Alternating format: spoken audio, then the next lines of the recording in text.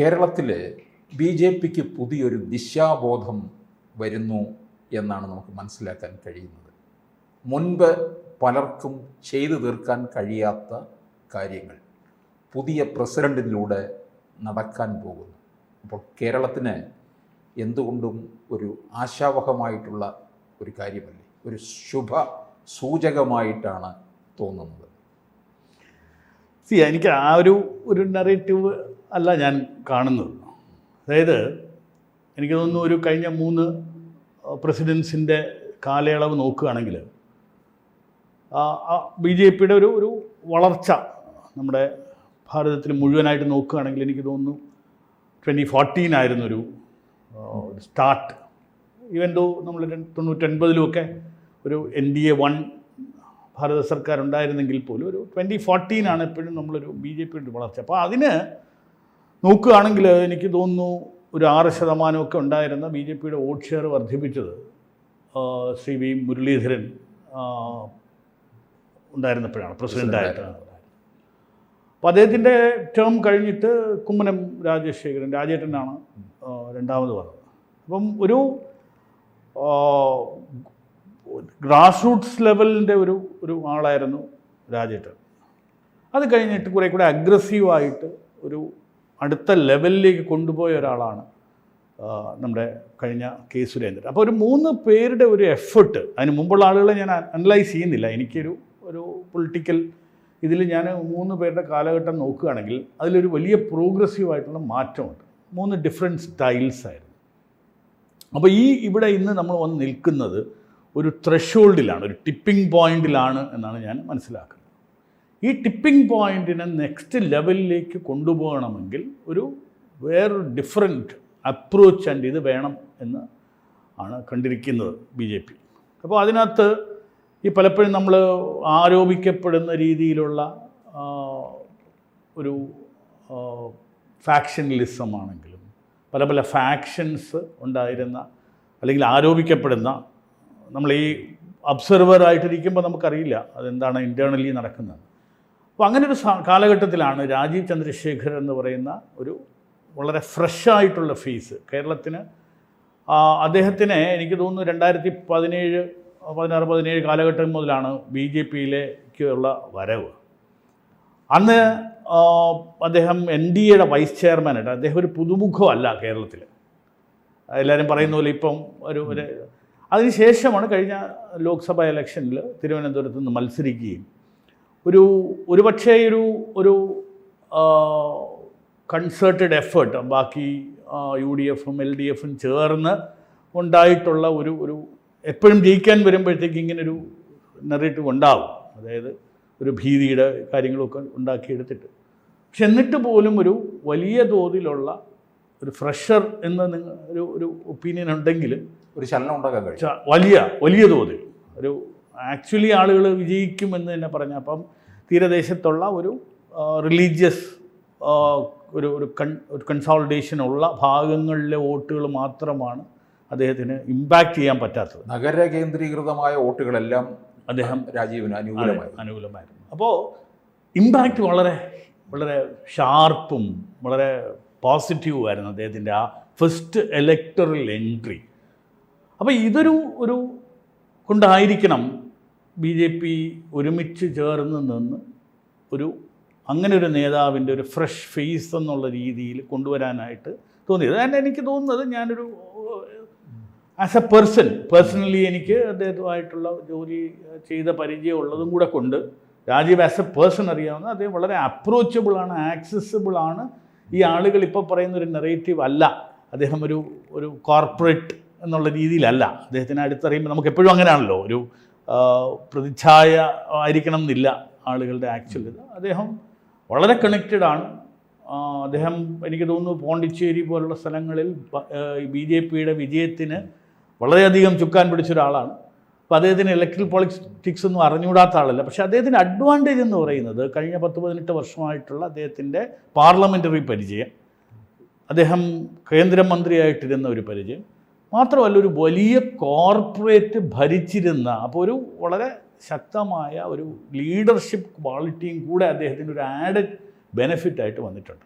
ഇപ്പം വി മുരളീധരൻ അദ്ദേഹം ആണെങ്കിലും ഇവർക്കൊക്കെ പരിചയമില്ല എന്നല്ല ഞാൻ പറയുന്നത്. ഇവരുടെയൊക്കെ ആ പരിചയത്തിനേക്കാൾ ഒരു ആഡഡ് അഡ്വാൻറ്റേജ് മാത്രമല്ല, അതിൽ അദ്ദേഹം ആദ്യത്തെ രീതിയിൽ തന്നെ ഒരു ടീം പ്ലെയർ എന്നൊരു രീതിയിൽ അദ്ദേഹം പോർട്രേ ചെയ്ത് കഴിഞ്ഞു. അദ്ദേഹത്തിൻ്റെ ആളുകളുടെ കൂട്ടി നിർത്തി, ചേർത്ത് നിർത്തി, എല്ലാവരെയും കൊണ്ട് ഓരോ ഡൊമെയിനിൽ വർക്ക് ചെയ്യാനായിട്ട് അദ്ദേഹം അലോക്കേറ്റ് ചെയ്ത് കഴിഞ്ഞു. അപ്പോൾ എന്തുകൊണ്ടും ബി ജെ പിക്ക് ഒരു ഫ്രഷ് എനർജി, നമുക്കൊരു പുതിയൊരാൾ വരുമ്പോൾ കിട്ടുന്നൊരു എനർജി ഉണ്ടല്ലോ, അത് അദ്ദേഹത്തിന് ഇനീഷ്യലി കൊണ്ടുവരാൻ പറ്റി എന്നുള്ളതാണ് എൻ്റെ ഒരു അസസ്മെൻറ്റ്. അപ്പോൾ അങ്ങനെ വരുമ്പോൾ ഇത് കേരളത്തിലെ ഈ ന്യൂനപക്ഷങ്ങളെയൊക്കെ തന്നെ ചേർത്ത് നിർത്താനായിട്ട് ഒരുപക്ഷെ രാജീവിന് സാധിക്കുമായിരിക്കും. കാരണം ദേശീയ നേതൃത്വം തന്നെ ന്യൂനപക്ഷത്തെ ചേർത്ത് നിർത്തുന്നതിൽ അല്പം കൂടുതൽ താല്പര്യം കാണിച്ചിട്ടുണ്ട്. പ്രത്യേകിച്ച് ജോർജ് കുര്യനെ കേന്ദ്ര സഹമന്ത്രി സ്ഥാനത്തേക്ക് കൊണ്ടുവന്നപ്പോൾ തന്നെ. എനിക്ക് തോന്നുന്നത് ഇവിടെയാണ് നമുക്ക് ഈ മലയാള മാധ്യമങ്ങൾക്ക് പറ്റുന്നൊരു തെറ്റ്. ഭാരതത്തിലൊരു ന്യൂനപക്ഷമുണ്ട്. ആദ്യം ഭാരതീയനല്ല അല്ലാത്തൊരാളുണ്ടോ? അപ്പോൾ എൻ്റെ മെറിറ്റാണോ, ഇപ്പോൾ ഈ ഇടയ്ക്ക് മെറിറ്റാണോ അതോ റിസർവേഷനാണോ വേണ്ടതെന്നൊക്കെ പറഞ്ഞ് ചർച്ചകളിപ്പം പലപ്പോഴും നടന്നിട്ടുണ്ട്. അപ്പോൾ 50-60 വർഷം കൊണ്ട് നമുക്ക് ഈ പറയുന്ന ആളുകൾക്ക് അല്ലെങ്കിൽ മാറ്റം വരുത്താൻ സാധിച്ചിട്ടില്ലേ?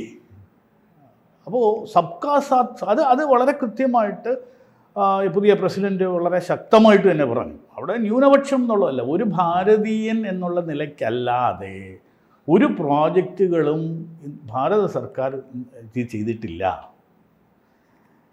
അപ്പോൾ അദ്ദേഹം വളരെ ക്ലിയറാണ്, ഇവിടെ ന്യൂനപക്ഷമെന്നോ അല്ലാതെ ഭൂരിപക്ഷമെന്നോ ഉള്ള ആളുകളില്ല. ഇവിടെ എല്ലാവരും ഭാരതീയരാണ്, എല്ലാവർക്കും വേണ്ടിയാണ് ഗവൺമെൻറ് പ്രവർത്തിക്കുന്നത്. ആ പ്രവർത്തിക്കുന്നതിൻ്റെ രീതി എന്ന് പറയുന്നത് ഭാരതീയതയാണ്, ഭാരതത്തിൻ്റെ നാഷണലിസമാണ്. So very clear. അപ്പോൾ അതിനകത്ത് ക്രിസ്ത്യാനികൾ എങ്ങനെയാണ്, ഇസ്ലാമിസ്റ്റുകൾ എങ്ങനെയാണ്, മുസ്ലിങ്ങൾ എങ്ങനെയാണെന്നുള്ള ഇതില്ല.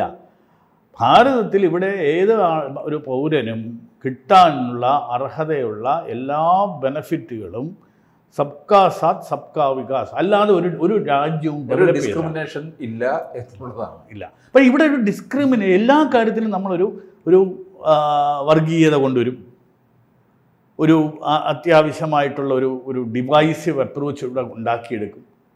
അത് നമ്മുടെ ഒരു നെറേറ്റീവാണ്. അപ്പോൾ ആ നെറേറ്റീവ് കൊണ്ടാണ് നമുക്കൊരു പ്രോഗ്രസ് ഉണ്ടാകാത്തത് എന്ന് ഞാൻ വിശ്വസിക്കുന്നു. അപ്പം നമ്മുടെ ആരോട് ഒത്തു പ്രവർത്തിച്ചാലും അവരുടെ ജാതിയോ മതമോ അല്ല നോക്കേണ്ടത് എന്നുള്ളത് വളരെ ക്ലിയറായിട്ട് ഈ പുതിയ പ്രസിഡന്റ് ഇത് ചെയ്തിരുന്നു. അദ്ദേഹം എനിക്കൊന്ന് കുറേ കൂടെ ഷാർപ്പ് ആൻഡ് ഒരു ട്രാൻസ്പെറൻറ്റ് ലെവലിൽ കമ്മ്യൂണിക്കേറ്റ് ചെയ്യുന്ന ഒരാളാണ്. അപ്പോൾ ഇതിനകത്തൊരു മാറി നിൽക്കുന്നില്ല. അപ്പോൾ ഇത് ഹിന്ദു വർഗീയതയാണോ അല്ലെങ്കിൽ മുസ്ലിങ്ങൾക്ക് എഗൻസ്റ്റ് ആണോ എന്നൊക്കെ ചോദിച്ചാൽ ഇത് വളരെ ക്ലിയർ മെസ്സേജ്. അദ്ദേഹത്തിന് ഒരു അജണ്ടയുണ്ട്, അത് ഡെവലപ്മെൻറ്റ് അജണ്ടയാണ്. അതിനകത്ത് യാതൊരു രീതിയിലുള്ള പിന്നെ അപ്പുറത്തെ സൈഡിൽ നിന്ന് നോക്കുകയാണെങ്കിൽ ഇപ്പോൾ ഈ പറയുന്ന ഒരു ഗ്രൂപ്പ്, നേരത്തെ നമ്മൾ പറഞ്ഞു തീരദേശത്ത് ഒരു ചർച്ചിൻ്റെ ഒരു ഗ്രൂപ്പുണ്ട്, അല്ലെങ്കിൽ വേറെ മുസ്ലിം പോക്കറ്റ്സ് ഉണ്ടാക്കിയിട്ടുണ്ട്. ഇവരെ എങ്ങനെ കൺവിൻസ് ചെയ്യുന്നു എന്നുള്ളത് ഒരു ഗ്രാസ് റൂട്ട് ലെവലിലുള്ള ഇതാണ്. പക്ഷേ ബി ജെ പിയുടെ നയം അദ്ദേഹം വ്യക്തമാക്കി, ഇതിനകത്തൊരു മൈനോറിറ്റി, ഇത് ഡെവലപ്മെൻറ്റ് അജണ്ടയാണ് അദ്ദേഹത്തിൻ്റെ. ആ നയം എന്ന് പറയുന്നത് വികസനമാണ്, വികസിത് ഭാരത്, വികസിത് കേരളം എന്നുള്ള വളരെ ക്ലിയർ അജണ്ടയാണ്. അതിനകത്ത് വർഗീയതയില്ല. വർഗീയത പറയുന്നത് മറ്റുള്ള ആളുകളാണ് എന്ന് അദ്ദേഹം എനിക്ക് തോന്നുന്നു ഒരു ഇൻ്റർവ്യൂവിൽ പറയുകയും ചെയ്തിട്ടുണ്ട്, ഞാൻ മനസ്സിലാക്കിയത്. അപ്പോൾ ഇനി ഉള്ളത് നാട്ടുകാർ അല്ലെങ്കിൽ നമ്മുടെ ഇവിടുത്തെ കേരളത്തിലെ ജനത അത് മനസ്സിലാക്കി ഒരുമിച്ച് നമ്മുടെ ഒരു ഡെവലപ്മെൻറ്റിന് വേണ്ടി മുമ്പോട്ട് പോകണം, അദ്ദേഹത്തിന് സപ്പോർട്ട് ചെയ്യണം എന്നുള്ളത് തന്നെയാണ്. അങ്ങനെയാണെന്നുണ്ടെങ്കിൽ ഒരുപക്ഷെ പുതിയ രാഷ്ട്രീയ സമവാക്യങ്ങൾ പോലും രൂപപ്പെടാൻ സാധ്യത 100%. ഇതിനകത്ത് ഇതിന് താല്പര്യമില്ലാത്ത ഒരു വിദേശ അജണ്ട ഉള്ളവർക്ക് മാത്രമേ ഇങ്ങനെയുള്ള താല്പര്യങ്ങളിൽ ഇങ്ങനെയുള്ള ഒരു സ്റ്റെപ്പ് അദ്ദേഹം എടുത്തപ്പോൾ ഇത് ചെയ്യാനുള്ളൂ. അങ്ങനെ അല്ലാത്ത എല്ലാവർക്കും എനിക്ക് തോന്നുന്നു ഭൂരിഭാഗം കേരളത്തിലുള്ള ആളുകളും അത് തന്നെയാണ് ചിന്തിക്കുന്നത്. ഒരു സെക്കൻഡറിയാണ് ഒരു മതമോ രാഷ്ട്രീയ കാര്യങ്ങളോ, ഒരു ഡെവലപ്മെൻറ്റ് വരണം. അപ്പോൾ അദ്ദേഹം ആ ഡബിൾ എൻജിൻ ഗവേണൻസ് എന്ന് പറയുന്നത് വളരെയധികം ഫോക്കസ് ചെയ്ത് തന്നെയാണ് അദ്ദേഹം പ്രവർത്തിക്കുന്നത്.